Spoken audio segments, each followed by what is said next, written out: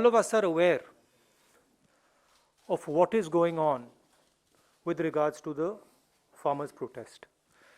And I just want to make a couple of things clear to the younger people, men and women of this country. It's important that you understand what these three laws are. So I'm going to repeat it. The first law destroys the mandi system, destroys the agricultural markets of this country. The second law allows unlimited storage of grain and other materials and will make it practically impossible for our farmers to negotiate their prices. And the third law basically says that if the farmers have a grievance, they cannot go to court. Now, it is very obvious why the farmers are agitated. Because the government is destroying the livelihoods of India's farmers. It is destroying the livelihoods of our labor, and it is going to give the middle class a shock in the coming times because the prices of food are going to skyrocket. Now, what is being done to the farmers is absolutely criminal. You're beating them, you're threatening them, you're bullying them, you're trying to discredit them. The government needs to talk to the farmers. It needs to give a solution to the farmers. And the only solution, as I have said again and again and again, is repealing these laws and putting the laws into the waste paper basket.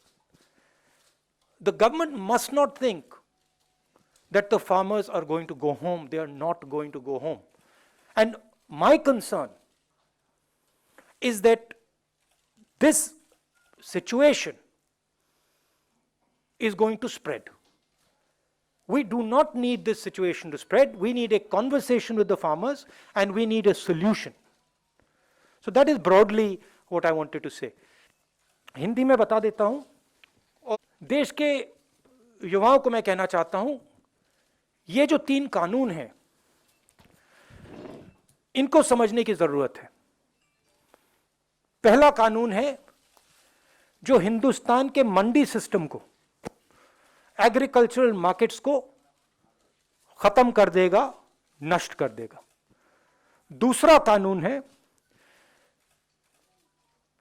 जिससे हिंदुस्तान के सबसे बड़े businessman, 3, 4, 5 businessman जितना भी अनाज store करना चाहते हैं, जितना भी अनाज होल्ड करना चाहते हैं, लाखों टन वो कर सकते हैं। अगर इनको यह इजाजत दी गई, किसान दाम निगोशिएट नहीं कर पाएगा। और तीसरा कानून, सबसे अजीब कानून, कि किसान अपनी कठिनाई को कोर्ट नहीं ले जा सकता। ये 3 कानून के लिए किसान दिल्ली के बाहर खड़े हैं और सरकार इनसे बात करने के बजाय, सिचुएशन को रिजॉल्व करने के बजाय उनको धमका रही है, पीट रही है, एनआईए का प्रयोग कर रही है, उनको डिस्क्रेडिट करने की कोशिश कर रही है। सरकार को एकदम इन 3 कानूनों को वापस लेना चाहिए, रद्द करना चाहिए।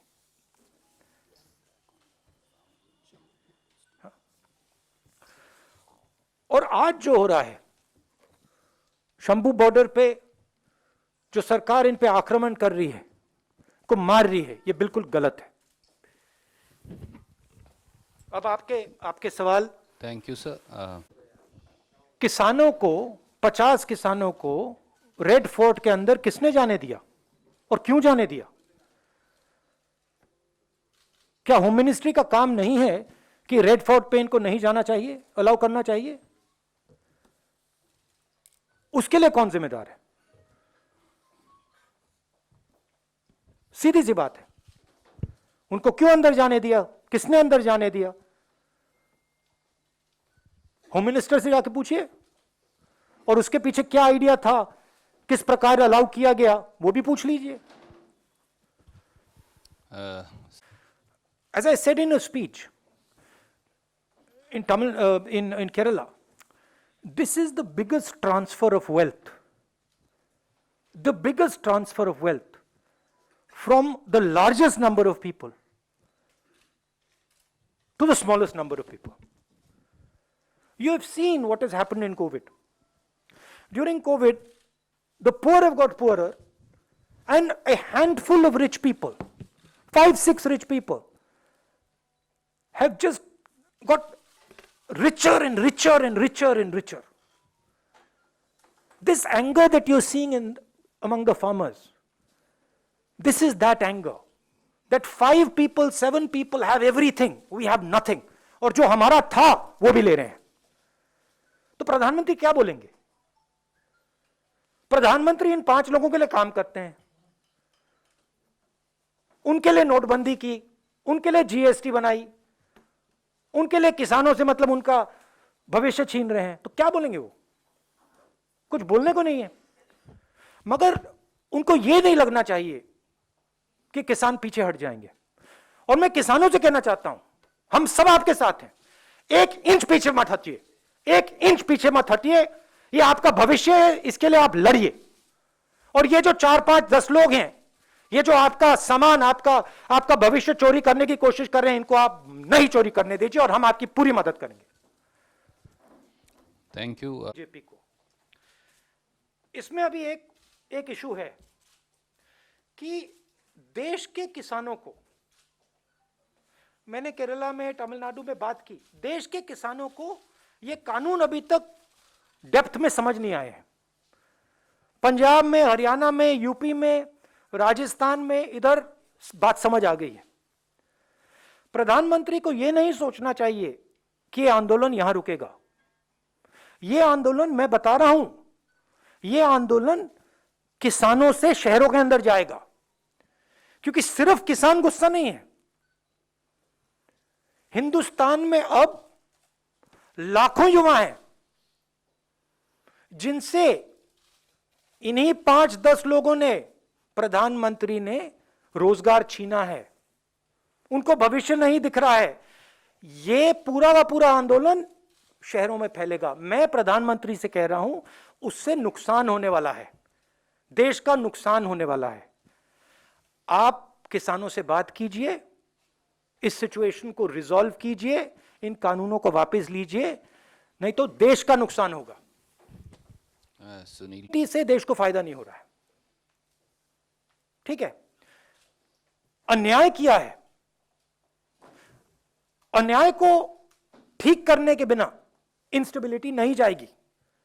मगर मैं कह रहा हूं कि इंस्टेबिलिटी से फायदा नहीं है. बातचीत करना है और इसको रिजॉल्व करना है, जल्दी से जल्दी करना है.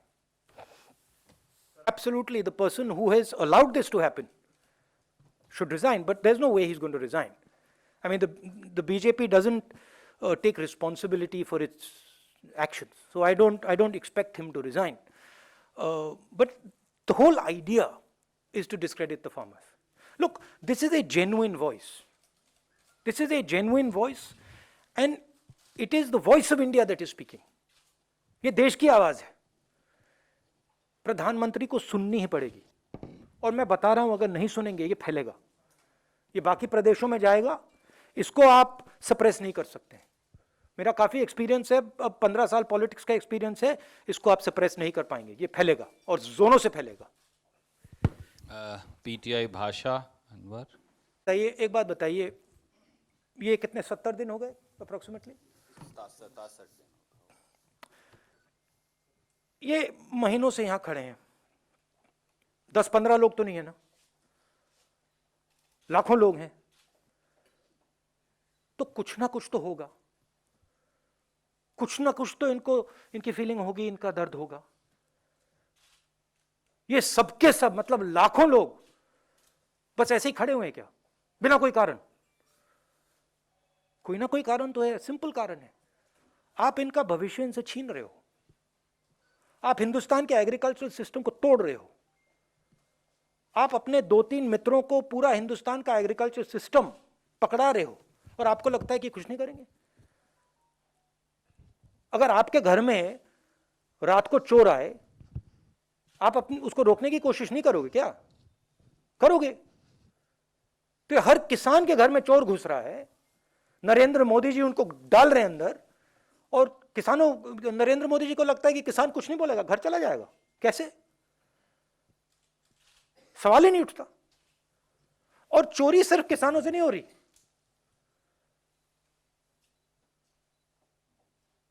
चोरी शहरों में वर्कर से हो रही है, चोरी किसानों से हो रही है, चोरी छोटे बिजनेस वालों से हो रही है, स्मॉल मीडियम बिजनेसेस से हो रही है, उनका भी भविष्य तोड़ा जा रहा है। तो अगर ये सोचें कि भाई ये सिर्फ किसान की बात है, गलत है। ये किसानों से मजदूरों तक जाएगा, शहरों में जाएगा, स्लम्स में जाएगा, फैलेगा ये। Thank you, Saeed. But the president's address, because we did not see the relevance of going there, and we wanted to stand in solidarity with the farmers. We'll decide that, and I don't think we need to tell you that now. Daniel. Rahul ji, आपने कहा कि आप किसानों के साथ हैं। क्या ये मोरल सपोर्ट की आप बात कर रहे हैं या कांग्रेस लॉजिस्टिकली भी सपोर्ट करेगी? एक और इसी सेट है सवाल है मेरा, क्या आपकी फार्मर लीडर्स से फोन के जरिए या किसी प्लेटफॉर्म पर मुलाकात या बात हुई है? देखिए, हमारा गोल है कि ये जो चोरी हो रही है, इसको मैं चोरी कहता हूं और कुछ नहीं है, ये चोरी रोकी जाए। ये हिंदुस्तान के 60% पॉपुलेशन के साथ चोरी की जा रही है, उसको हम रोकना चाह रहे हैं। जिस प्रकार से हम किसानों की मदद कर सकते हैं, जो भी उन्होंने हमसे मांगा, हम करेंगे। हम उनके साथ खड़े हैं चोरी रोकने। लीडर्स मतलब इंफॉर्मेशन तो आता रहता है।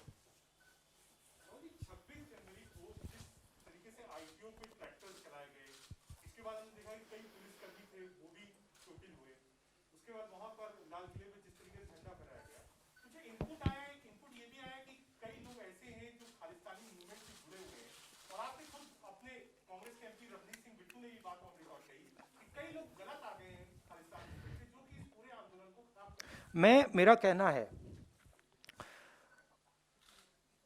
आपने एक स्पेस खोली हुई है,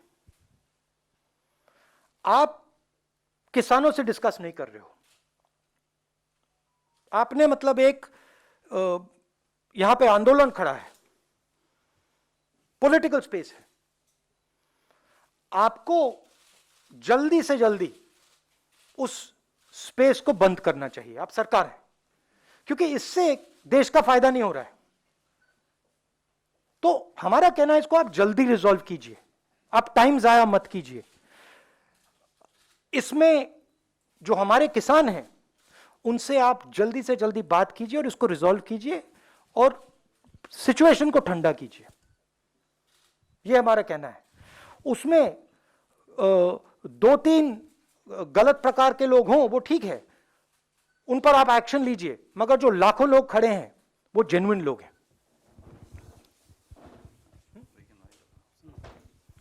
Thank you so much. Any last question?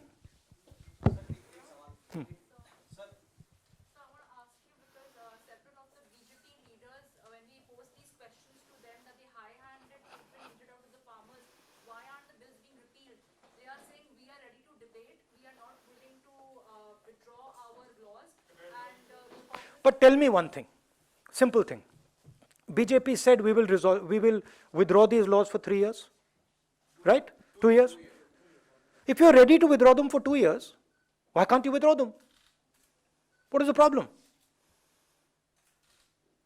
Then after 2-3 years, you bring them back, try again. Try it again. What is the problem? If you're ready to say, I'm ready to withdraw them in 2 years, why can't you withdraw them right now and say 3 साल बाद बात करेंगे, फिर से try करते हैं। आप करो, मगर जब आप करोगे, बातचीत करके करो, किसानों से पूछ के करो। We will help you. We also agree that the agricultural system needs reform, right? But why are you being so stubborn? गलती एक्सेप्ट कर लो कि आपने फोर्सिबली डाल दिया, आपने गलती कर दी, एक्सेप्ट कर लो, कोई प्रॉब्लम नहीं है। आप 2 साल आप कह रहे हो कि 2 साल के लिए हम विड्रॉ कर देंगे, आप परमानेंटली विड्रॉ करो, 3 साल बाद आ जाओ, कहो भैया फिर से ट्राई करते हैं, हम आपकी मदद करेंगे। हमें रेजोल्यूशन चाहिए। Thank you.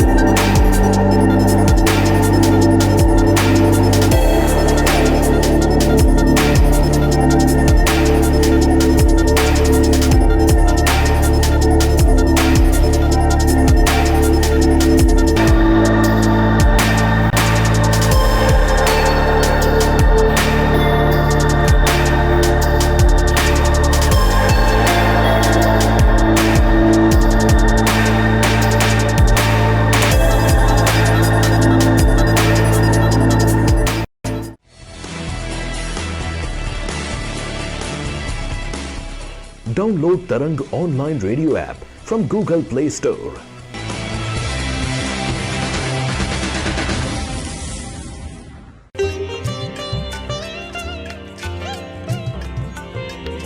You are listening to Tarang Devotional Online Radio.